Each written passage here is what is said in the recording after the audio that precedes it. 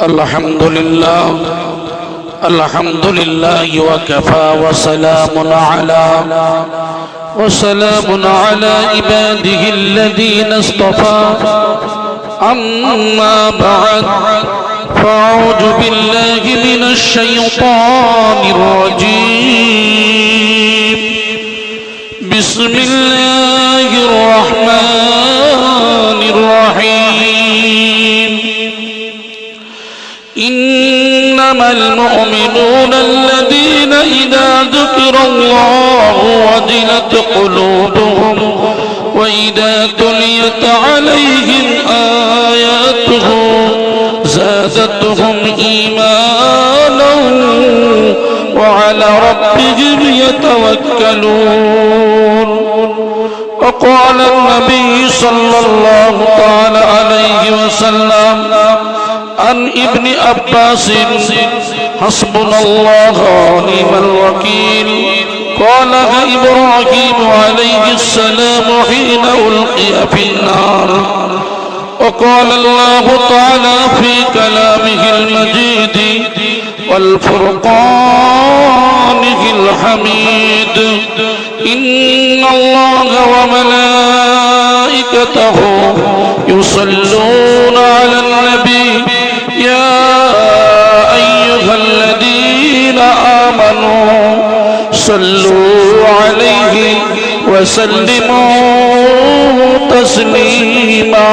اللهم صل وسلم وبارك على عبدك ورسولك الكريم رحمة للعالمين شافي المذنبين سيدنا مولانا ونبينا محمد وعلى آله وأهل بيته وأولاده وذريته وأزواجه وصحابه وأوليائه وأمته أجمعين كما صليت وسلمت وباركت ورحمت على سيدنا إبراهيم وعلى آل سيدنا إبراهيم وإنك حميد مجيد.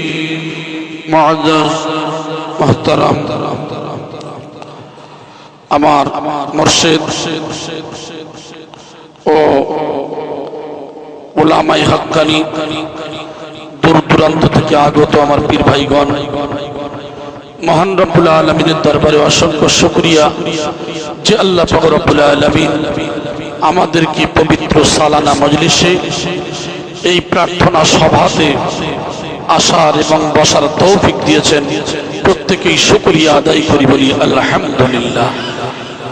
সেই মহামানব রাসূল পাক সাল্লাল্লাহু আলাইহি ওয়াসাল্লামের দরবারে প্রত্যেকের কোটি কোটি দরুদ ও সালাম বর্ষিত হোক। প্রত্যেকেই বলি আল্লাহুম্মা আমিন, আল্লাহুম্মা আমিন। ভাই আমার, কোরআনে কারীম থেকে সূরা আনফালের 2 নম্বর আয়াতে কারিমা আপনাদের সম্মুখে পাঠ করেছি। আল্লাহ যদি কিছু বলিয়ে নেন তবেই সম্ভব, নিজের কোনো যোগ্যতা নাই, ক্ষমতাও নাই। আর কামেল মুর্শিদের দোয়া যদি থাকে, নেক নজর যদি থাকে, তাহলে দু চার কথা বলবো। তবে এর মধ্যে যদি কোনো ভুল ভ্রান্তি হয় আল্লাহর ওয়াস্তে ক্ষমা করবেন। আল্লাহ পাক রব্বুল আলামিন এই তাওয়াক্কুল বা আল্লাহর উপরে ভরসা করা, নির্ভর করা, এটা একটা গুরুত্বপূর্ণ বিষয়। আমরা জানি যে একজন মুমিনের গুণ এটাই থাকা উচিত। মুমিনের গুণ হবে যে আল্লাহর প্রতি ভরসা রাখা। এই আল্লাহর প্রতি যদি ভরসা না রাখতে পারি তাহলে আমরা যে মুমিন, আল্লাহর প্রতি যে বিশ্বাস, আমরা বলি মুমিন, অথচ আল্লাহর প্রতি যদি বিশ্বাস না থাকে তাহলে আমরা মুমিন হতে পারবো না। তাই আল্লাহ পাক রব্বুল আলামিন বললেন যে মুমিন কারা? মুমিন তো তারাই, ইন্নামাল মুমিনুন, মুমিন হলো তারাই। কারা? আল্লাযীনা ইযা যুকিরাল্লাহ, আল্লাযীনা যারা, ইযা যুকিরাল্লাহ আল্লাহর স্মরণে, আল্লাহর ধ্যানে, ওয়াজিলাত কুলুবুহুম তাদের অন্তরে কম্পন শুরু হয়ে যায়। মুমিনদের কি হয়, অন্তরে কম্পন শুরু হয়ে যায়। ওয়া ইদা তুলিয়াত আলাইহিম আয়াতুহু, আর যখন আমার আয়াত সমূহকে পাঠ করা হয়, যাদাতুহুম ঈমানা, তাদের ঈমানটা আরো বেড়ে যায়। জোরে বলি সুবহানাল্লাহ। আর ওয়া আলা রাব্বিহিম ইয়াতাওয়াক্কালুন, আর এদের ভরসা কার উপরে থাকে? আল্লাহর উপরে থাকে। জোরে বলি সুবহানাল্লাহ। তাহলে আমরা যারা এখানে এসেছি, ঘর বাড়ি বিবি বাচ্চা ছেড়ে এখানে এসেছি, আমরা একমাত্র আমাদের গুনার পাহাড় নিয়ে আমরা এই মসজিদের দরবারে এসেছি। এই দরবারে আসার পরে এই সময়টাকে আমাদের কি করতে হবে? এই আল্লাহর জন্য ব্যয় করতে হবে। আল্লাহর জন্য ব্যয় করে এই 10টা দিন আমরা কি নিয়ে যাব? গুনার যে পাহাড় নিয়ে এসেছি, এই গুনাহকে এখান থেকে, গুনার বোঝাকে নামিয়ে দিয়ে আমরা যেন এখান থেকে, যেমন একটা বাচ্চা মায়ের পেট থেকে জন্ম নিলে যেমন মাসুম হয়ে যায়, ঠিক তদ্রূপ আমরা আশা করব আল্লাহ পাক রব্বুল আলামিন এই কোরআনী, এই নুরানি, এই রহমানি মজলিস থেকে আমাদের জীবনের সগীরা কবিরা গুনাহগুলোকে আল্লাহ যেন ক্ষমা করে দেন। আমরা এখানে এসেছি, আমরা ফলো করব যে আল্লাহর হুকুম কি আছে, রাসূলুল্লাহ সাল্লাল্লাহু আলাইহি ওয়াসাল্লামের তরিকা কি আছে। আর পরস্পর এই শুভমুক্তি আজান গাছি রহমাতুল্লাহ দরবার অনেকে এসেছেন, দেখার জন্য এসেছেন। অনেক নতুন মানুষ এসেছেন যারা দেখার জন্য যে আজান গাছি রহমাতুল্লাহ দরবারটা কি আছে। আমরা যে এখানে এসেছি ফলো করব আল্লাহ রাসূল সাল্লাল্লাহু আলাইহি সাল্লাম যে দ্বীনের দাওয়াত দিয়েছেন, তিনি যে দ্বীনের দাওয়াত দিয়েছেন শুধু একটা সিলসিলা বা একটা জাতিকে তিনি দ্বীনের দাওয়াত দেন নাই। আল্লাহ পাক রব্বুল আলামিন আল্লাহ রাসূল সাল্লাল্লাহু আলাইহি সাল্লামকে পাঠিয়েছেন গোটা বিশ্বের জন্য, কুল কায়নাতের জন্য। জোরে বলি সুবহানাল্লাহ। আল্লাহ পাক রব্বুল আলামিন বললেন, ওয়ামা আরসালনাকা ইল্লা রাহমাতাল লিল আলামিন। আয় আমার হাবিব, আমি তোমাকে প্রেরণ করলাম গোটা বিশ্বের জন্য করুণাময় করে, গোটা বিশ্বের জন্য দয়াময় করে, গোটা বিশ্বের জন্য রহমত স্বরূপ করে। একবার জোরে বলি সুবহানাল্লাহ। তারপরে আল্লাহ পাক রব্বুল আলামিন আল্লাহর নবীকে পাঠান, আল্লাহর নবীকে কিছু দায়িত্ব দিলেন। হে রাসূল, কেমন করে তুমি বিশ্বের মানব দিগকে দাওয়াত দেবে, বিশ্বের মানব দিগকে সত্যের দিকে ডাকবে, সেও শিক্ষা দিলেন। জানিয়ে দেওয়া হলো, উদউ ইলা সাবিলি রাব্বিকা বিল হিকমা ওয়াল মাউইযাতিল হাসানা ওয়াজাদিলহুম বিল্লাতী হিয়া আহসান। উদউ, তোমরা ডাকো, ইলা সাবিলি রাব্বিকা, তোমার স্রষ্টার দিকে, তোমার রবের দিকে ডাকো। কেমন করে ডাকবে? ওয়াল হিকমা, হিকমতের সঙ্গে, ওয়াল মাউইযাতিল হাসানা, উত্তম উপদেশ দিয়ে, ওয়াজাদিলহুম বিল্লাতী হিয়া আহসান, এবং উত্তম যুক্তি তর্ক দিয়ে। জোরে বলি সুবহানাল্লাহ। তাহলে আল্লাহ শিখিয়ে দিলেন কিভাবে ডাকবে, ভালোবাসার সঙ্গে, উদারতার সঙ্গে, যুক্তির সাথে। তো আল্লাহ পাক রব্বুল আলামিন সেও শিখিয়ে দিলেন। আল্লাহ রাসূল সাল্লাল্লাহু আলাইহি সাল্লামকে যে পাঠালেন, কাদের জন্য পাঠালেন? এক একটা সিলসিলা শুধু মুসলিম জাতির জন্য না, আল্লাহ পাক রব্বুল আলামিন সেও জানিয়ে দিলেন, ওয়ামা আরসালনাকা ইল্লা কাফাতাল লিন-নাসি বাশীরাও ওয়া নাযীরা ওয়ালাকিন্না আকসারান নাসি লা ইয়ালামুন। আয় আমার হাবিব, আমি তোমাকে পাঠালাম গোটা বিশ্বের জন্য সুসংবাদদাতা ও সতর্কীকরণ করে। বিশ্বের মানব দিগকে সুসংবাদ দেবে এবং সতর্ক করবে। কাদের জন্য সতর্ক? ওয়ালাকিন্না, কিন্তু আকসারান নাস, অধিকাংশ মানুষেরা লা ইয়ালামুন, তারা জানে না। যারা অজানার কারণে অন্যায় করবে, অজানার কারণে ভুল পথে চলবে, হে নবী তাদেরকে একমাত্র তুমি সত্যের পথ দেখাবে। জোরে বলি সুবহানাল্লাহ।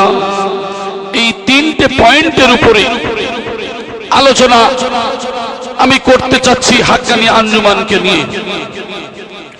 আজকের আমার আপনার মুর্শিদ সুফি মুফতি আজান গাজী রহমাতুল্লাহ আলাইহি তিনি যে 10 দিনের মজলিস কায়েম করেছেন, সর্বপ্রথম তিনি এখানে যে শুধু মুসলমানদেরকে বা শুধু একটা সিলসিলাকে ডেকেছেন তা নয়,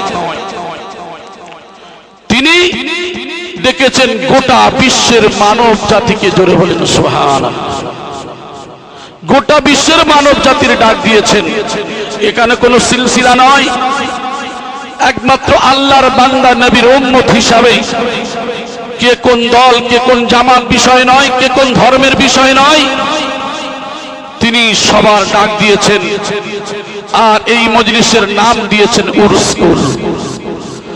উরুস শব্দের অর্থ হলো ফাতিহা, উরুস শব্দের অর্থ হলো দোয়া, আর কুল বলতে সবার, সমস্ত, অর্থাৎ সবার জন্য দোয়া, সবার জন্য মেলা।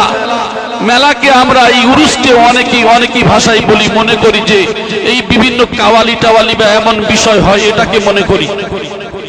ওই জন্য করে অনেকেই বলেন এই উরুস শব্দটা ঠিক নেই। এই উরুস কুল আমার আপনার মুর্শিদ যে দিলেন, উরুস শব্দের অর্থ হলো ফাতিহা, দোয়া, অনেক শব্দের মানে রয়েছে। আর কুল বলতে সবার জন্য দোয়া। জোরে বলি সুবহানাল্লাহ। তাই তিনি পূর্বে দোয়া চেয়েছেন, ইলাহি রহমত জ্যাদা কর কিয়ামত তক তমাম আলম পর। সর্বপ্রথম তিনি এই দোয়া চেয়েছেন, আয় আল্লাহ, পৃথিবীতে শুধু মানুষ নয়, পৃথিবীর জমিনে কত প্রাণী রয়েছে, কত কীট পতঙ্গ রয়েছে, বনে জঙ্গলের কত প্রাণী রয়েছে, এমনও মাটির সঙ্গে মিশে আছে অনেক কীট পতঙ্গ যাদের চোখে দেখা যায় না। এমন ব্যক্তি, মহান ব্যক্তি সুফি মুফতি আজান গাজী রহমাতুল্লাহ আলাইহি, এমন একজন দরজার ওলি আল্লাহ, তিনি শুধু মুসলমানদের, শুধু মানুষের জন্য নয়। যেমন কুল কায়নাতের নবী ছিলেন আমার নবী, আপনার নবী দোজাহানের নবী, ঠিক সুফি মুফতি আজান গাজী রহমাতুল্লাহ আলাইহি তিনি হলেন সেই নায়েবী নবী। তিনি সেই ব্যক্তি আল উলামা ওয়ারাসাতুল আম্বিয়া, এমন একজন রাহবার, এমন একজন নায়েবী নবী, এমন একজন আলেম, এমন একজন মুর্শিদ, এমন একজন পীর। দেখেন আজকের ঠিক তদ্রূপ নবী আমার যেমন কুল কায়নাতের জন্য, আর তিনি এই দোয়ার মধ্যে বুঝিয়ে দিয়েছেন তিনিও কুল কায়নাতের জন্য। জোরে বলি সুবহানাল্লাহ। তামাম আলমের প্রতি দোয়া চেয়েছেন। শুধু মানুষ নয়, ওই জঙ্গলের প্রাণী, মাটির সঙ্গে মিশে আছে এমন কীট পতঙ্গ। আল্লাহ গো, তোমার দয়া, তোমার করুণা তো সবার উপরে রয়েছে। আল্লাহ যার উপরে রয়েছে যতটা, তোমার করুণা আল্লাহ তুমি আরো বাড়িয়ে দাও। জোরে বলি সুবহানাল্লাহ। আমরা কি করি? এই হাক্কানি আঞ্জুমান সুফি মুফতি আজান গাজী রহমাতুল্লাহ দরবারকে নিয়ে অনেকেই, আপনারা নতুন মানুষ আছেন, অনেকেই শুনবেন, ঠাট্টা গীবত গিল্লা করেন। হাক্কানি আঞ্জুমান সর্বপ্রথম তাদের জন্য দোয়া করেছেন আল্লাহ তামাম আলমের প্রতি। জোরে বলি সুবহানাল্লাহ। তাহলে রাসূলুল্লাহ সাল্লাল্লাহু আলাইহি সাল্লাম তিনি যে কুল কায়নাতের নবী, কুল কায়নাতের রাসূল হয়ে যে আসলেন, আজকের সুফি মুফতি আজান গাজী রহমাতুল্লাহ আলাইহি এমন একজন কামেল ওলিউল্লাহ, তিনিও একটা দল বা আলাদা সিলসিলা করে তিনি বোঝাতে চান নাই যে এখানে শুধু আমার দলের, আমার সিলসিলার মানুষ আসবেন। এখানে বিশ্ববাসীর জন্য তিনি এই যে জায়গা, এই উরুস কুল নামক শব্দটা দিয়ে বুঝিয়ে দিয়েছেন তিনিও কুল কায়নাতের জন্য দোয়াও দিয়েছেন। অতএব এর দ্বারা বোঝা যায় ইনি হলেন সেই আল উলামা ওয়ারাসাতুল আম্বিয়া। জোরে বলেন সুবহানাল্লাহ। আজকের ওয়ারাসাতুল আম্বিয়ার মধ্যে যদি পার্থক্য দেখা যায়, আমরা জানি নবীর ওয়ারিস হলো আলেম সম্প্রদায়। আমরা আলেমরা যে নবীর ওয়ারিস আমরা জানি, আমরাও এক মাদ্রাসায় পড়েছি। আবার তিনি কেমন কামেল ওলিয়াল্লাহ, তিনিও মাদ্রাসায় পড়েছেন। একই মাদ্রাসায় পড়ার পরে, একই কিতাব পড়ার পরে আজকের তিনি আমাদের কাছে এমন একটা দোয়া তুলে দিলেন, যে দোয়াটা তিনি কুল কায়নাতের জন্য করলেন। আর আমরা সেই ব্যক্তির উপরে আমরা বিভিন্ন ইলজাম লাগাই, বিভিন্ন ভাবে গীবত গিল্লা করি যে আজানগাছির দল হলো বিদআতি দল, নাউযুবিল্লাহ। কিন্তু সুফি মুফতি আজানগাছি রহমাতুল্লাহ দুঃখ পান না। এর জন্য কি করেন? আমরা জানি আমাদের যদি কেউ গালি দেয় আমরা তাকে গালি দিয়ে দিই, আমাদের যদি কেউ আঘাত করে আমরা আঘাত করি। আর সেই রাসূলুল্লাহ সাল্লাল্লাহু আলাইহি ওয়াসাল্লামের তরিকা অনুযায়ী আল্লাহর নবীর দরবারে একজন অবিশ্বাসী আসলেন। যে ব্যক্তি আসার পরে আল্লাহ রাসূল সাল্লাল্লাহু আলাইহি সাল্লাম তার বসার জায়গাও দিলেন, তার সঙ্গে কথোপকথন করলেন হাসি মুখে, আবার বিদায়ও দিলেন। আল্লাহ রাসূল সাল্লাল্লাহু আলাইহি সাল্লাম যখন ওই ব্যক্তি চলে গেল, এমন সময় উম্মাহাতুল মুমিনিন হযরত আয়েশা সিদ্দিকা রাদিয়াল্লাহু তাআলা আনহা আল্লাহর নবীকে বলছেন, হে রাসূল, যে হলো ইসলামের শত্রু, যে হলো আপনার শত্রু, আপনি তার বসার জায়গাও করে দিলেন, তার সঙ্গে আপনি মিষ্ট ভাষা দিয়ে কথাও বললেন, আবার তার বিদায়ও করে দিলেন হাসি মুখে। আল্লাহ রাসূল সাল্লাল্লাহু আলাইহি সাল্লাম বললেন, আয়েশা, তুমি আমার কোন দিন দেখলে আমি অশ্লীল ভাষী ছিলাম? আমার আদর্শ ছিল কঠোর। কোন দিন দেখলে আমি রাসূল? আমার আল্লাহ তো আমাকে কোমল ও নরম করে বানিয়েছেন। জোরে বলি সুবহানাল্লাহ। দেখেন সেই রাসূলুল্লাহ সাল্লাল্লাহু আলাইহি ওয়াসাল্লামের তরিকা অনুযায়ী সুফি মুফতি আজানগাছি রাহমাতুল্লাহ আলাইহি বলেন, বাবা, হাক্কানি আঞ্জুমানকে যারা ঠাট্টা করে, গীবত গিল্লা করে, বাবা ওরা তো জানে না বলে তাই করে। সুবহানাল্লাহ বলে, ওরা তো জানে না বলে করে। হাক্কানি আঞ্জুমানের আলেমরা যদি এমন মজলিসে দাঁড়িয়ে কোন দল, কোন সিলসিলার বিরুদ্ধে কথা বলে, এমন হাত বাঁধা রয়েছে যে আপনার জবানে যা আসবে বলতে পারবেন না। এই সমস্ত আলেমরা যদি এমন কোন বিরুদ্ধে বলে কোরআন হাদিস ছাড়া, তাহলে সর্বপ্রথম তাকে সাসপেন্ড করিয়ে বসিয়ে দেওয়া হয়। এমন একটা দরবার যে রাসূলুল্লাহ সাল্লাল্লাহু আলাইহি ওয়াসাল্লামের জামানায় সাহাবায়ে কেরাম রাদিয়াল্লাহু তাআলা আনহুম আজমাইন আল্লাহর রাসূলের কাছে যখন কোনো আলোচনায় বসতেন, যখন কিছু হতো, তখন আল্লাহ রাসূল সাল্লাল্লাহু আলাইহি ওয়াসাল্লামের কাছে সমাধান নেওয়ার জন্য বলতেন। আর আল্লাহর নবী যেটা বলতেন সাহাবায়ে কেরামরা মেনে নিতেন। ঠিক সেই তরিকা সুফি মুফতি আজানগাছি রহমাতুল্লাহ দরবারে বলে দিচ্ছেন, এমন হ্যান্ডেল ধরে রেখেছেন যে মুখে যা আসবে তা বলতে পারবে না। তবে এই হাক্কানি আঞ্জুমানের বিরুদ্ধে যদি কেউ কথা বলে, তোমার উত্তম আদর্শ হবে সেই রাসূলের আদর্শ। অতএব আল্লাহর নবী যেভাবে বসার জায়গা করে দিয়েছেন, তার সঙ্গে হাসি মুখে কথা বলেছেন, তাকে বিদায় দিয়েছেন, আর হাক্কানি আঞ্জুমান দোয়া চাইছেন, ইলাহি রহমত জিয়াদা কর তামাম আলমের প্রতি। জোরে বলেন সুবহানাল্লাহ। এই হলো হাক্কানি আঞ্জুমানের আদর্শ। তারপরেও এই যে মজলিস কায়েম করা হয়েছে, এখানে বিভিন্ন মানুষ আপনারা দেখছেন, এখানে যে তাবাররুকের ব্যবস্থা করা হয়েছে, তাবাররুকটা হলো খুবই সামান্য একটা নগণ্য, যেমন এই তাবাররুকটা বলেন সিম্পল একটা তাবাররুক, যার মধ্যে অনেকেই মনে করেন যে আপনাদের তাবাররুক কেন এই যে শুধু নিরামিষই করা হয়। অনেকেই অনেক কথা আমরা মনে করি। আসলে সুফি মুফতি আজানগাছি রহমাতুল্লাহ আলাইহি কেমন ওলি আল্লাহ ছিলেন আমি এটা বোঝাতে চাচ্ছি। যেমন এই কোরআনে কারীম নাজিল করেছেন আল্লাহ সুবহানাহু ওয়া তাআলা, শুধু এই মুসলমানদের জন্য নয়, কোরআন নাজিল করেছেন গোটা বিশ্বের জন্য। জোরে বলেন সুবহানাল্লাহ। আল্লাহ রাসূল সাল্লাল্লাহু আলাইহি সাল্লামকে যে পাঠানো হলো, আল্লাহর নবী সাল্লাল্লাহু আলাইহি সাল্লাম যে আসলেন, শুধু এই একটা দল, একটা সিলসিলার জন্য নয়, আল্লাহ নবী সাল্লাল্লাহু আলাইহি সাল্লামকে পাঠালো সেও গোটা বিশ্বের জন্য, কুল কায়নাতের জন্য। জোরে বলি সুবহানাল্লাহ। সুফি মুফতি আজানগাছি রহমাতুল্লাহ আলাইহি এটা বোঝাতে চাইলেন যে আমি হলাম সেই মাওলানা, সেই মুফতি, আমি হলাম সেই ওয়ারাসাতুল আম্বিয়া, আমি আজকে এই যে ডাক দিয়েছি গোটা বিশ্বের শুধু মুসলিম নয়, সমস্ত জাতি ধর্ম বর্ণ নির্বিশেষে এই প্রার্থনা সভাতে ডাক দিয়েছি। অতএব এখানে সমস্ত ধর্মের মানুষেরা আসবে, আসার পরে কোরআনের তাবারুক তারা নেবে, হাদিসের তাবারুক তারা নেবে। খাওয়ার সময় যেন না বঞ্চিত হয়ে যায়, এই জন্য করে এমন একটা নিরামিষের ব্যবস্থা করেছেন যেখানে সবাই বসে যেন কাঁধে কাঁধ মিলিয়ে, গায়ে গা পায়ে পা মিলিয়ে যেন তারা বসে খেতে পারে। জোরে বলেন সুবহানাল্লাহ। আজকের দেখেন সুফি মুফতি আজান গাজী রহমাতুল্লাহ আলাইহি সেই রাসূলের তরিকা অনুযায়ী সেই পদ্ধতিতে সেই নিয়মে চলছে কিনা। আজকের কতটা সবর যে মানুষ অনেকেই ঠাট্টা গীবত গিল্লা করে, হাক্কানি আঞ্জুমান তাদের জন্য দোয়া করতে থাকে। সুবহানাল্লাহ।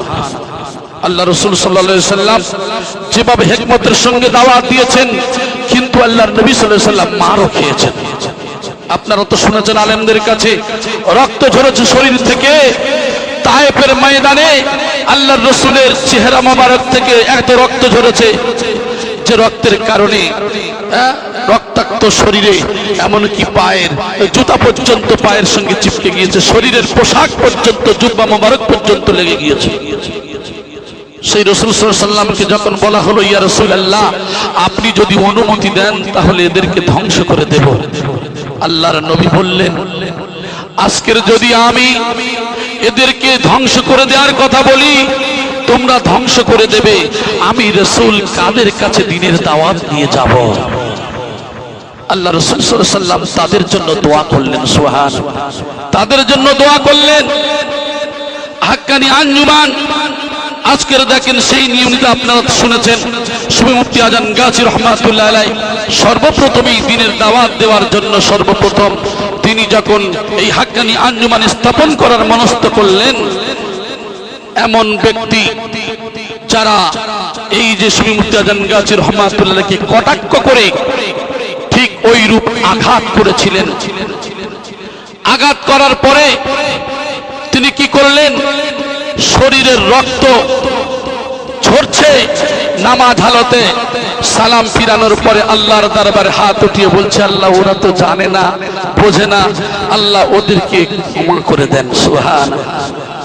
ওদেরকে ক্ষমা করে দেন।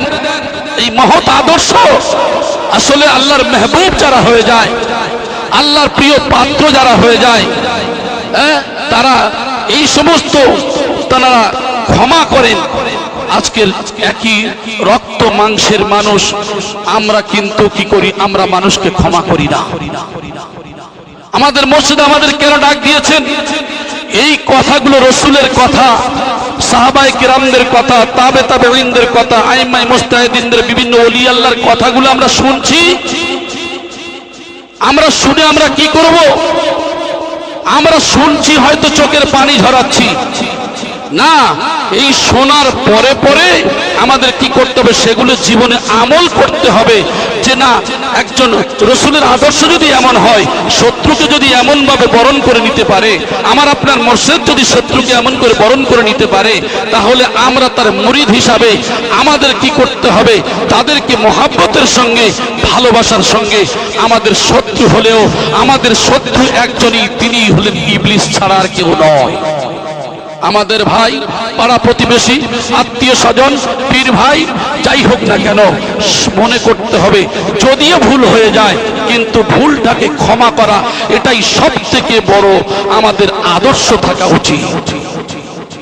আমরা কি করি, আমরা হুজুর কিবলাকে দেখে অনেকেই এখানে মহব্বতে কান নাক পাক দিয়ে বিভিন্ন বডি হেলিয়ে বুক হেলিয়ে কত যে মহব্বত দেখাই, কিন্তু আমরা কামেল ওলি আল্লাহ যে কথাগুলি বলেন সেগুলি আমরা কি করি না। এখান থেকে শোনার পরে যখন বাড়িতে চলে গেলাম বা বাইরে চলে গেলাম, সব ভুলে গেলাম, সব ভুলে গেলাম। কারণ আমাদের কাজ হবে যে একমাত্র কোনো সমস্যা যদি হয়, যদি সমাধান যদি না করতে পারি, আজকে রাসূল নেই কিন্তু রাসূলের উত্তর সুরিত রয়েছে। আজকের রাসূলকে দেখতে পাই না, সাহাবায়ে কেরাম যখন সমস্যায় পড়তেন রাসূলের দরবারে যেতেন। আজকের রাসূল নাই কিন্তু নায়েবি রাসূলরা তো রয়েছে। আমরা যে কোনো সমস্যায় পড়লে আমাদের এই সমস্যার জন্য আমাদের সেই ওলি আল্লাহর কাছে আসতে হবে, সেই নায়েব রাসূলের কাছে আসতে হবে, এবং তিনি যে সমাধান দেবেন সেই সমাধান অনুযায়ী আমরা আরাদা ইউরিদু ইরাদাতান ফাহুয়া মুরিদ, আমরা যদি সেই মুরিদ হয়ে থাকি, নিজের ইচ্ছাকে আত্মসমর্পণ করে দেব মুর্শিদের পায়ে, আমার মুর্শিদ যা কিছু বলবে তাহলে এটাকে মেনে নেওয়া পুঙ্খানুভাবে, এটাই হলো মুরিদের কাজ।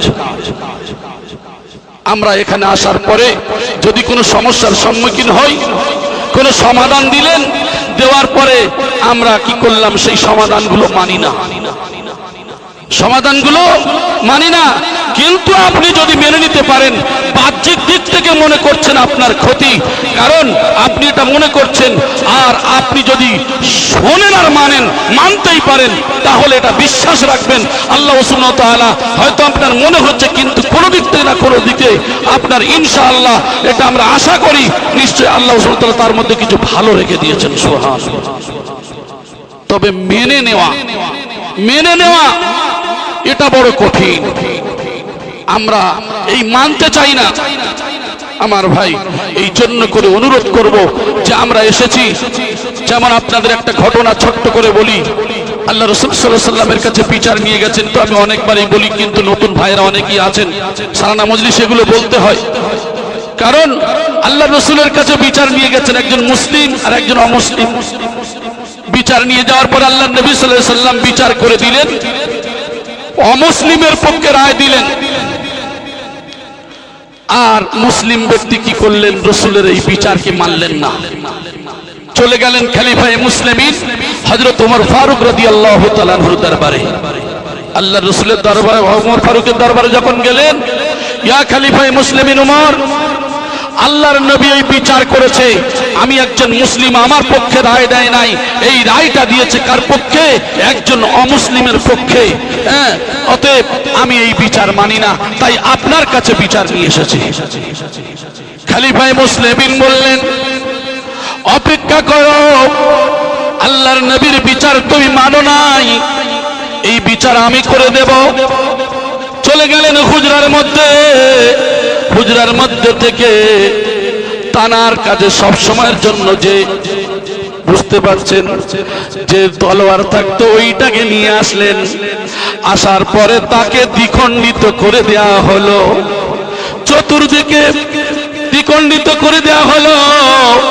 উমর বলছেন যে আল্লাহর নবীর বিচার মানে না, আমি উমর, আমার বিচারটা হলো এমনই। রটে গেল উমর মুসলমানকে হত্যা করেছে। আল্লাহর নবী বললেন, না না, বরং সে সত্য মিথ্যার পৃথক করে দিয়েছেন, তিনি হলেন খলিফায়ে মুসলিমিন হযরতে ওমর ফারুক রাদিয়াল্লাহু তাআলা আনহু। জোরে বলি সুবহানাল্লাহ। আজকের আমি আপনাদেরকে কথা বলতে চাই যে আজকের রাসূল তো নাই, রাসূলের নায়েবী রাসূলের দরবারে এসেছে। এই নায়েবী রাসূল তিনি যে উপদেশ দেন, এবং সেটা কোরআন ও হাদিস অনুযায়ী যে উপদেশ দেন, এই উপদেশকে যদি আমরা মেনে নিতে পারি তাহলে আমাদের জন্য কল্যাণ, আর না হলে বাড়িতে যাওয়ার পরে ভাই ভাই আবার দ্বন্দ্ব, পাড়া প্রতিবেশীর সঙ্গে আবার দ্বন্দ্ব। অথচ আমরা আবার এই দরবারে আসার পরে, আবার এই মজলিসে বসে আবার সেই ওলি আল্লাহর কথা শুনি, আবার কান্না পাক দিই। আসার পরে মোহাব্বত দেখিয়ে আবার কি করছি, সেগুলো করছি, কিন্তু যাওয়ার পরে আবার যেই কি সেই হয়ে গেলাম। মানুষ এই ক্ষমা করা হলো, আমি বলেছি মহৎ গুণ। আল্লাহর নবী সাল্লাল্লাহু আলাইহি সাল্লাম মসজিদে নববীতে তিনি বললেন, ওই ব্যক্তি ওই দরজা দিয়ে যে আসবে উনি হলেন জান্নাতি। এইভাবে তিনবার তিনি বললেন। তিনবার যখন বললেন, তারপরে কি করা হলো, দেখলেন এক ব্যক্তি আসলেন। আল্লাহর নবীর খলিফাগণ চিন্তা করছেন যে নিশ্চয়ই মানুষের কোন, এই মানুষটার কোনো ভালো আমল আছে। তার বাড়িতে দাওয়াত দিলেন, মেহমান হয়ে তার বাড়িতে গেলেন। আল্লাহর নবীর খলিফা মেহমান হয়ে গেছেন, রাতের বেলা তিনি বিশ্রামে গেছেন, কিন্তু ঘুমান না, চোখ ঘুমানোর ভান করে চুপচাপ শুয়ে আছেন। না জানি মানুষটার কিন্তু ভালো কিছু আমল আছে। দেখছেন তাহাজ্জুদের সময় তো উঠলো না, ফজরের আজান হলো, উঠে চলে আসলেন। তৃতীয় দিন এইভাবে 3 দিন মেহমানি করলেন, একই অবস্থা। তখন তাকে বললেন যে ভাই, আমি আপনার বাড়িতে 3 দিন তো মেহমান হলাম, আপনি কোন কারণে এমন কি আমল করেছেন যে আল্লাহ রাসূল সাল্লাল্লাহু আলাইহি ওয়াসাল্লাম আপনাকে 3 দিন জান্নাতি বলে আখ্যা দিয়েছেন? ওই ব্যক্তি বললেন যে আমি তো তেমন কিছু আমল করি না, তবে আমি এই আমলটা আমার জীবনে করি, আমি সারাদিন যাই কিছু করি, কিন্তু রাতের বেলা বিছানায় শোয়ার সময় আমি এটাই করি যে হে আল্লাহ, আমার কাছে যারা যে কোনো অন্যায় করেছে আল্লাহ, আমি তাদেরকে ক্ষমা করে দিলাম। তাহলে ক্ষমা করাটা কত মহৎ গুণ, যার সম্পর্কে রাসূল বলেছেন, আল্লাহ নবী সাল্লাল্লাহু আলাইহি ওয়াসাল্লাম বলেছেন, ওই ব্যক্তি জান্নাতি। জোরে বলি সুবহানাল্লাহ। তাহলে আল্লাহর রাসূল যদি এই কথা বলে থাকেন, তাহলে আমাদের এই হাদিসটাকে আমাদের তো আমল করা উচিত। এটা তো সেই কথাটা আমার আপনার মুর্শিদ বলেছেন, এই কথাটাই আমার আপনার মুর্শিদ বলেছেন যে বাবা, মানুষ যদি ভুল করে ক্ষমা করে দেবে, ক্ষমা করাটাই হলো মহৎ গুণ। আমরা তো মানুষকে ক্ষমা করি না, মানুষ মারা যাওয়ার পূর্ব পর্যন্ত ক্ষমা চায়ও না, আর মানুষ ক্ষমা করেও না। কিন্তু মানুষ যখন মারা যায়, আমাদের সমাজে আমরা দেখতে পাই খাটিয়ার কাছে দাঁড়িয়ে আমরা লম্বা চওড়া 10 মিনিট 15 মিনিট 8 ঘন্টা বক্তৃতা দিই, কুল্লু নাফসিন যায়িকাতুল মাউত। এই বলতে বলতে এখন কি করলাম যে ক্ষমা চেয়ে নাও। আমরা বলছি আমাদের বাপ, আমার পিতা যে এতদিন আপনাদের চলাফেরাতে যদি কোনো কষ্ট দিয়ে থাকে, আর যদি কোনো লেনদেন করে থাকে, আমাদেরকে বলবেন। আর এই যে কোনো ব্যবহারে যদি খারাপ করে থাকে, ক্ষমা চাই। কি করেন? ক্ষমা চান। আচ্ছা বলেন তো দেখি, আমি যে মানুষটার কাছে ভুল করেছি, অন্যায় করেছি, এটা আমি জানি না কথা বলেন? আমরা তো জানি। হে মানুষ, আমি আপনাদেরকে এটাই বলতে চাচ্ছি, আমার কামেল মুর্শিদ আমাদেরকে ডাক দিয়েছেন, এই হাদিস এই কোরআনগুলোকে আমাদের কাছে কিছু অজানা রয়ে গেছে, কারণ এর শিক্ষার কোনো শেষ নেই। আমাদের পরিবর্তন আনতে হবে যে আমি যে ভুল করেছি, আমি জানি মানুষটার কাছে ভুল করেছি, আমার মরণ কখন আসবে বলে আসবে না। অতএব এই মুহূর্তে এই সময় যে আমি বাড়িতে গিয়ে ক্ষমা চাইবো, অমুক সময় ক্ষমা চাইবো, 1 বছর পরে চাইবো, কি করে দেখি? তুমি কিসের গ্যারান্টি নিতে চাচ্ছ? হে মানুষ, তোমার তো মৃত্যু এখনই তো হয়ে যেতে পারে। তোমার মৃত্যু লা ইস্তাখিরুনা সাআতাও ওয়া লা ইস্তাকদিমুন। মৃত্যুর সময় যখন এসে যাবে, 1 সেকেন্ড সময় তো তুমি যদি চাও পাবে না। তাহলে তুমি কি করে মনে করো যে আমি 8 ঘন্টা পরে চাইবো, 1 ঘন্টা পরে চাইবো? তোমার অন্যায় হয়েছে, কি করবে? তুমি সঙ্গে সঙ্গে ক্ষমা চেয়ে নাও। বরং এই ক্ষমা যে তুমি চেয়ে নিয়েছো, তুমি সব থেকে বড় দরজা পৌঁছে গিয়েছো। জোরে বলেন সুবহানাল্লাহ। আমরা অনেকেই মনে করি ঝগড়া করে মারামারি করলে, আমরা মনে করি যদি কোনো মানুষকে আমরা মেরে ফেলে দিই বা তাকে হারিয়ে দিলাম, এটাই মনে করি তার হার। আর আমি কি করি? আমি জিতে গেলাম। না, বরং ইসলামের যে নিয়ম নীতি রয়েছে একটু ভেবে দেখেন।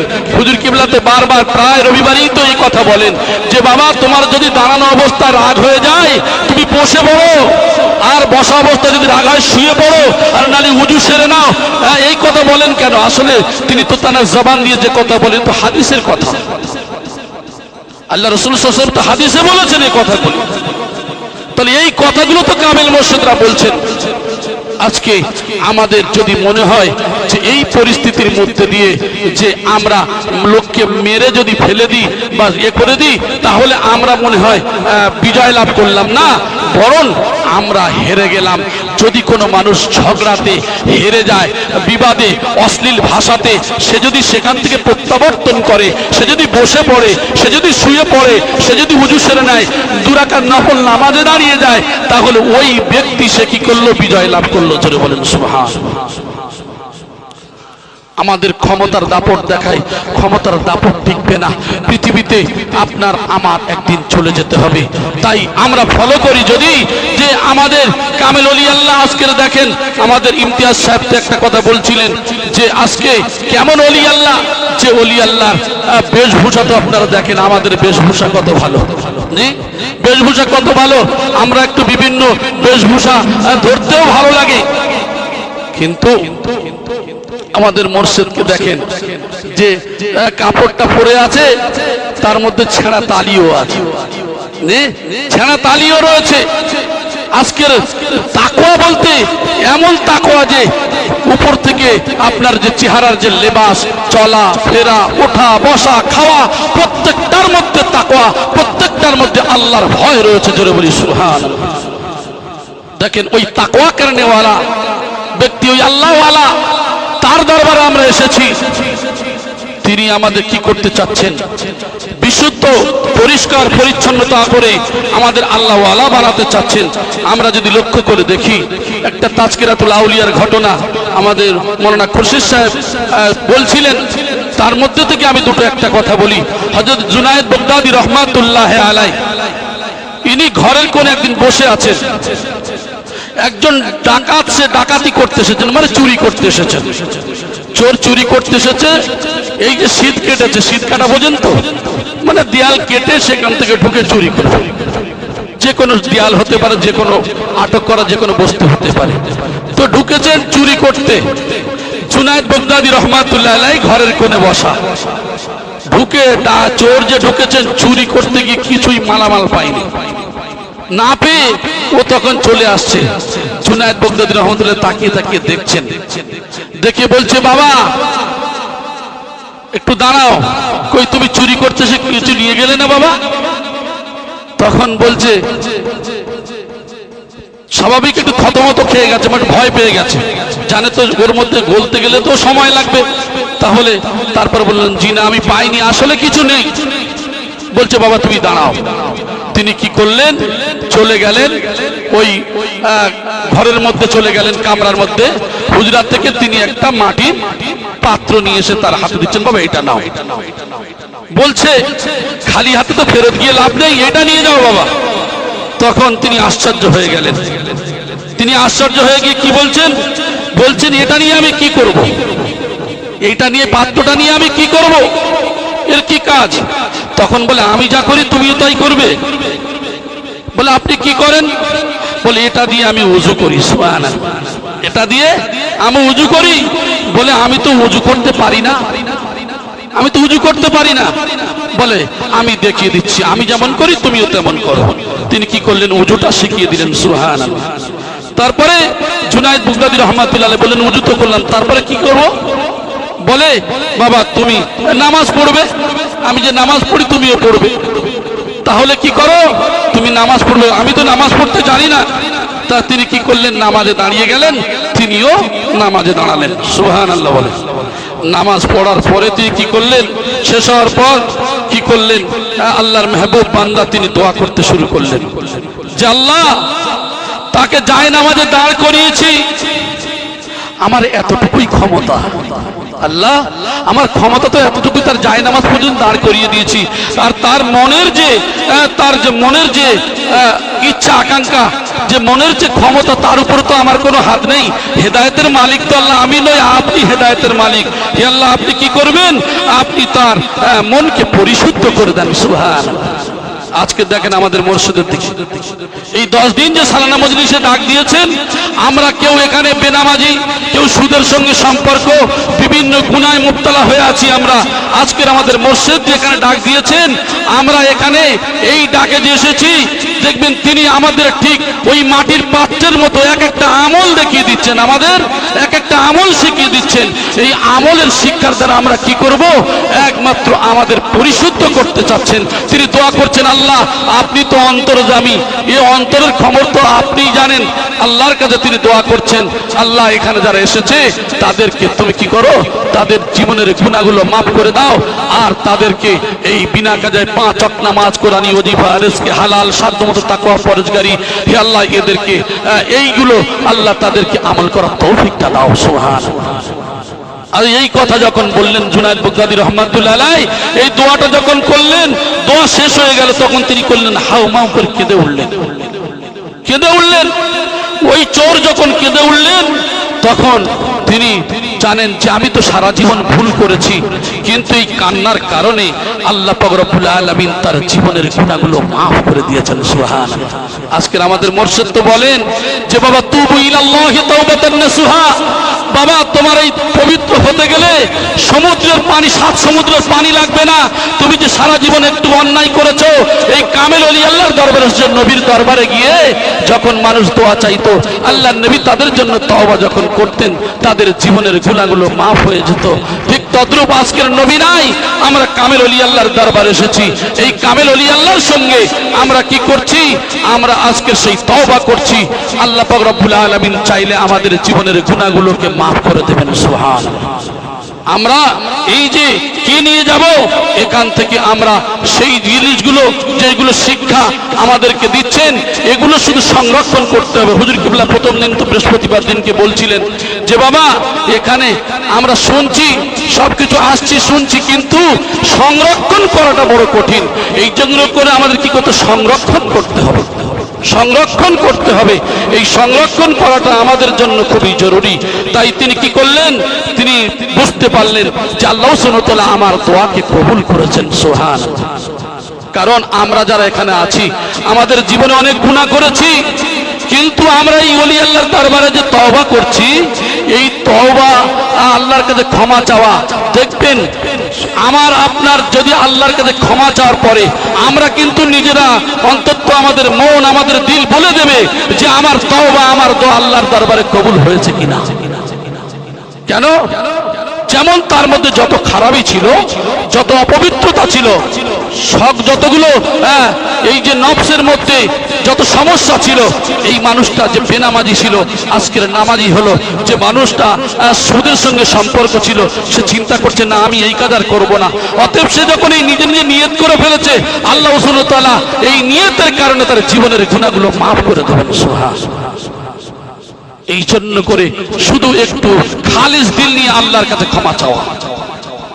আল্লাহ বলছেন যে বান্দারে, তোমরা যদি আমার কাছে ক্ষমা চাও, ফাস্তাগফিরুনি, তোমরা আমার কাছে ক্ষমা চাও, আগফির লাকুম, আমি আল্লাহ তোমাদের ক্ষমা করে দেব। সুবহানাল্লাহ। বান্দা যদি ক্ষমা চায় আল্লাহর কাছে, আল্লাহ সুবহানাহু ওয়া তাআলা তো রহমান রহিম, তানার রহমতের দরবারে ঢেউ লেগে যায়। আল্লাহ সুবহানাহু ওয়া তাআলা বান্দাকে এত ভালোবাসেন যে বান্দার জীবনের গুনাহগুলো মাফ করে দেন। জোরে বলি সুবহানাল্লাহ। আমার ভাই, এই জন্য করে সেই ওলি আল্লাহর দরবারে এসেছি। আমরা দেখব সেই রাসূলুল্লাহ সাল্লাল্লাহু আলাইহি ওয়াসাল্লামের তরিকা অনুযায়ী হাক্কানি আঞ্জুমান সুমতি আজান গাছি রহমাতুল্লাহ আলাইহি কি করতে চাচ্ছেন। আজকের আপনারা দেখছেন যেখানে কোনো নজর নিয়াজ, এখানে কোনো চাঁদার বিষয় নেই, এখানে কোনো কিছু নেই, একমাত্র হালাল পয়সা দিয়ে কামেল ওলি আল্লাহ আমাদেরকে বসার শোয়ার জায়গা করে দিয়ে, তারপরেও আমাদের খাইয়ে দিয়ে, কোরআন হাদিসের কথা শুনিয়ে আমাদেরকে এই 10 দিন এই সেন্টার থেকে আমাদেরকে কি করলো, রিচার্জ করিয়ে দিয়ে, অতএব আমাদের ইমানি নূরটাকে আমাদের মধ্যে পুশ করিয়ে দিয়ে আমাদের এখান থেকে বিদায় দিচ্ছেন। জোরে বলি সুবহানাল্লাহ। আমি যে কথা বোঝাতে চাচ্ছিলাম, এইবারে সেই জায়গায় আপনি ফলো করুন। আমি বললাম কি যে একই মাদ্রাসায় পড়েছি, একইভাবে আমরা কিতাব পড়েছি, একই কোরআন হাদিস পড়েছি। দেখেন কামেল ওলি আল্লাহ তিনি কি করলেন, আজকের নিজের সবকিছু উজাড় করে দিয়ে, খরচ করিয়ে, খাইয়ে ধুইয়ে কোরআন হাদিসের কথা শুনিয়ে দিলেন। আর একই মাদ্রাসাতে পড়ে আমি আপনি কোন পথ অবলম্বন করছি। এখন আমি কি করলাম, ওই ব্যক্তির বিরুদ্ধে, ওই ওলি আল্লাহর বিরুদ্ধে আমি কথা বলছি। আচ্ছা বলেন তো দেখি, আমার কথা তার প্রতি ঠাট্টা কিপতগিল্লা করা এটা ভুল না ঠিক? কথা বলে, কারণ এটা আমরা জানি অন্যায় হচ্ছে। কারণ কে কি করে না করে এটা বিষয় নয়। হাক্কানি আঞ্জুমান যেটা বোঝাতে চান, যেটা করতে চাচ্ছেন, আলহামদুলিল্লাহ, বরং আমাদের দায়িত্ব ছিল, আমি যেখানেই থাকি না কেন আমার দায়িত্ব ছিল যে আমি তো পারি না, বরং যিনি করছেন আলহামদুলিল্লাহ তার জন্য অবশ্যই আমার আপনার দোয়া করা এবং তার জন্য আমাদের উৎসাহ দেওয়া, ঠিক কিনা? একজন মানুষ মনে করেন সে চুরি ডাকাতি করতো, এখন সে তওবা করেছে, সে 5 ওয়াক্ত নামাজ কাজা করে না, নফল পর্যন্ত ছাড়ে না, যত পারে নফল পড়ে। এখন মসজিদে যে ব্যক্তি 5 ওয়াক্ত নামাজি, সে মনে করছে এ চুরি করে করে জীবন গেল, আর এখন কি করেছে, ও আবার নফল পড়ে দেখাচ্ছে। এই যে মোমেনকে উৎসাহ দেওয়া, পশিদা হুজুর কিবলা সবল শিয়া রহমাতুল্লাহ বলতেন, মোমেনকে উৎসাহ দাও বাবা, মোমেনকে উৎসাহ দাও। তাহলে মোমেন ব্যক্তি যে যে ব্যক্তি খারাপ কাজ করেছে কিন্তু সে তো এখন তওবা করে ফিরে এসে সে আল্লাহর রেজামন্দি হাসিল করার জন্য নামাজ যেমন পদ্ধতি পড়তে হয় পড়ছে, তারপরেও তিনি নফল ইবাদত করছেন। কিন্তু আমার দায়িত্ব ছিল, আমি পারি না, বরং যে ভাই করছে তাকে উৎসাহ দেওয়া, আলহামদুলিল্লাহ আপনি যে কাজ করছেন আরো বেশি বেশি করুন, সেটা বলি না, বরং আমরা তাকে নিয়ে জল্পনা কল্পনা করছি, ও চুরি করতো, ডাকাতি করতো, অমুক ব্যক্তি ছিল, এখন সে এই কাজ করছে না, এটা বলা যাবে না, এটা বলা যাবে না। বা অনেক ভাইকে নিয়ে কোনো ভুল করলো, তার সেটাকে নিয়ে আমরা বিভিন্ন গল্প গুজব বিভিন্ন কাজ করলাম। আমরা দেখেছি তার জীবনের ওই কাজটা খারাপ, ওই কাজটা গুনার কাজ, কিন্তু ওই মানুষটা কখন নিজে তওবা করে নিয়েছে এটা তো আমি আপনি জানি না, আমি আপনি জানি না। অতএব ওই ব্যক্তি যে তওবা করে নিয়েছে তার তওবাটা আমি দেখতে পাইনি, বরং আমি আপনি যে কথাগুলো আলোচনা করলাম, যে কথাগুলো বললাম, এগুলো কি হয়ে গেল, বরং গীবত করে ফেললাম, গীবত করে ফেললাম। হুজুর কিবলা বারবার এই কথাটা খুবই শক্তভাবে আমাদেরকে বলেন। আমাদের তো মানুষ, শয়তান আমাদের ওয়াসওয়াসা দিয়ে গুনাহ করিয়ে দেয়, এই সমালোচনাটা আমাদের দ্বারা বেশি হয়ে যায়। সমালোচনা কেমন, যে কোনো মানুষের বিরুদ্ধে মনে করুন আমি কোনো আলোচনা করলাম, সে মানুষটার পিছনে অনেক কথা বললাম, এই বলাটা যদি সত্য হয় পিছনে বললে আমাদের কি হয়ে যায়, গীবত হয়ে যায়। আর যদি সত্যিকারের সেই কাজ না করে তাহলে তাকে অপবাদ দেওয়া হয়, হাদিসের ভাষায় অপবাদ দেওয়া হয়। তাহলে এটা আমাদের দ্বারা কম বেশি, আল্লাহ আমাদের সবার মাফ করুন, কারণ আমরা চলতে ফিরতে উঠতে বসতে আমাদের দ্বারা এগুলো হয়ে যায়। আসলে এগুলি শয়তানি ওয়াসওয়াসা। শয়তান, ইন্না শাইতানা লিল ইনসানি আদুউম মুবিন, শয়তান যে মুমিনের প্রকাশ্য শত্রু। অতএব এই শয়তান কি করছে, আমাদের শিরায় শিরায় উপশিরায় সব জায়গায় চেষ্টা করছে এদের কিভাবে ঈমানকে ধ্বংস করে দেওয়া যায়, সেই প্রচেষ্টা করছে। আসলে আমাদের সেই দিকে লক্ষ্য করতে হবে, এই প্রচেষ্টা থেকে আমাদেরকে আল্লাহ যেন, এই সমস্ত খারাপি থেকে আল্লাহ যেন আমাদের হিফাজত করেন, বলি আমিন। আল্লাহ যেন আমাদের প্রত্যেকের ঈমান হালতে প্রত্যেকটা মানুষকে যেন নিজের ভাই মনে করে, ইবলিস ছাড়া আমরা যেন প্রত্যেকেই প্রত্যেকের সঙ্গে মহব্বত রাখতে পারি, আল্লাহ যেন সেই তৌফিক দান করেন, আমিন। এই যে শিক্ষা আমার আপনার মুর্শিদ দিচ্ছেন, সাহাবায়ে কেরাম রাদিয়াল্লাহু তাআলা আনহুম আজমাইন যারা ছিলেন, তাদের মধ্যে যে একতা, যে ভালোবাসা, আজকের হাক্কানি আঞ্জুমানের এই সমস্ত মুরিদ মুতাকিন যারা আছেন, আসলে আমাদেরও সেই কাজ করতে হবে, ওই সাহাবায়ে কেরামদের মতো মহব্বত ভালোবাসা রাখা। আমরা কেউ ছোট নয়, কেউ বড় নয়, আমরা কেউ ছোট নই, কেউ বড় নই। আমাদের কাজ হবে, যদি কোনো ভাই ভুল করেন, সেই ভুলটাকে মনে করুন, আমি যদি কোনো ভুল বলি, তাহলে আপনি যদি পার্সোনাল ভাবে আমাকে বলেন, আর আমি দুঃখ নিই, হবে না, বরং আমাকে যদি বলেন পার্সোনাল ভাবে যে ভাই আপনার এটা ভুল হয়েছে, তাহলে আমি সেটাকে শোনার পরে অবশ্যই আমার কি করতে হবে, নিজের ভাই এবং নিজের বন্ধু মনে করতে হবে যে আমার ভুলটা সে ধরিয়ে দিয়েছেন, আর নিজেকে সেখান থেকে কি করতে হবে, নিজের ইসলাহ করতে হবে। অতএব নিজেকে পরিবর্তন করতে হবে যে আমি ভুল করেছি, আল্লাহ আমাকে ক্ষমা করুন। তাহলে এই হলো একজন মুমিনের কাজ, এটাই হওয়া দরকার। এখন আমি আপনি কি করলাম, যদি আমার ভুল হয় আপনি বললেন, বরং আমি রেগে গিয়ে আপনার দু চার কথা শুনিয়ে দিলাম, এটা ইসলামের নিয়ম নীতি নয়। আমাদের কাজ হবে, এখানে আমরা সবাই একমাত্র মুর্শিদের দরবারে এসেছি, আমরা সবাই হলাম তার মুরিদ, অতএব আমরা হলাম পীর ভাই।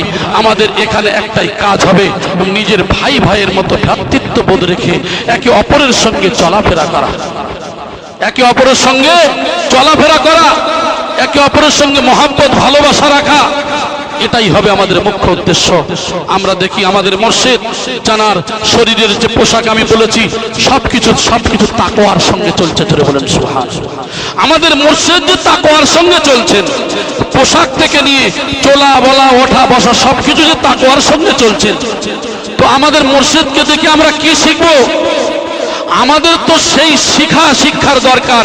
তাহলে আমাদের সেই রূপ তাকওয়া করতে হবে, সেই রূপ তাকওয়াবান হতে হবে। এই জন্য তো আমাদের মুর্শিদের দরবারে আসা। এখন আমরা আসার পরে যদি মনে করি আমাদের জীবনে কোনো চেঞ্জ হবে না, যা আছে ওই রূপ থাকবে, তাহলে জীবনে ওই পুশিরা হুজুর কেবলা সবল শিখ রহমতুল্লাহ একটা কথা বলতেন যে বাবা একটা মানুষ 33 বছর ধরে আসলো, সে কি করলো? তার জীবনে কোনো পরিবর্তন নাই। আর একটা মানুষ আসলো, সে কিছু মুহূর্ত বসলো, সুচ হয়ে ঢুকলো, ভাল হয়ে বেরিয়ে গেল। জোরে বলেন সুবহানাল্লাহ। এই কামেল ওলি আল্লাহর দরবার, এখানে একটা মানুষ সে আসবে, তার নিয়তের পরে যখন বসবে, তার চেঞ্জ করার নিয়তে যখন বসবে, হেদায়েতের নিয়ত নিয়ে যখন বসবে, আল্লাহ সুবহানাহু ওয়া তাআলা তার হেদায়েতের মালা পরিয়ে দিয়ে এই যে কি করবে, তার মর্যাদা আরো বাড়িয়ে দেবে। জোরে বলেন সুবহানাল্লাহ। আল্লাহ পাক রব্বুল আলামিন যারা আমাদের মধ্যে থেকে হিংসা বিদ্বেষকে দূরীভূত করে দেন, একে অপরের মধ্যে মহব্বত ভালোবাসা, সাহাবায়ে কেরাম রাদিয়াল্লাহু তাআলা আনহুম আজমাইনদের যে ভালোবাসা, আল্লাহ পাক রব্বুল আলামিন আমাদের পীর ভাইদের সবাইয়ের মধ্যে ওই রূপ ভালোবাসা আল্লাহ যেন পয়দা করে দেন। বলি আমিন সুম্মা আমিন।